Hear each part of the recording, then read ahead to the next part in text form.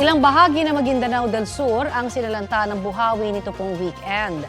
Sa bayan ng Datu Salibo, hindi bababa sa 10 bahay ang nasira sa 2 barangay.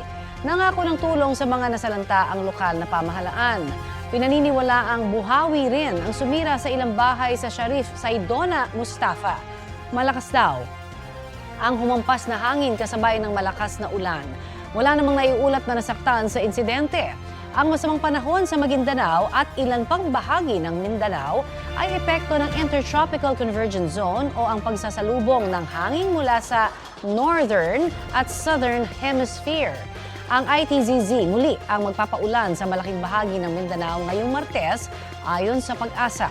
Sa mga susunod na oras, uulanin ang ilang panig ng bansa. Posible po ang heavy to intense rain sa ilang lugar na maaaring magdulot ng baha o landslide. Mababa naman ang tsansa ng ulan dito sa Metro Manila base sa rainfall forecast ng Metro Weather. Sa kabila niyan, pinaalerto pa rin po ang ilan nating mga kapuso sa matinding init at alinsangan. Posibleng umabot sa danger level na 43 degrees Celsius ang heat index sa Dagupan, Pangasinan, habang 42 degrees Celsius naman sa Pili, Camarines Sur. Mananatili po sa extreme caution level ang posibleng heat index ngayong araw dito sa Metro Manila. 38 degrees Celsius sa Pasay, habang 36 degrees Celsius dito sa Quezon City. Para iwas heat cramps, heat exhaustion o heat stroke, maiging magsuot po ng presko o komportabling damit, iwasang magbilad sa arawan at dalasan ang pag-inom ng tubig.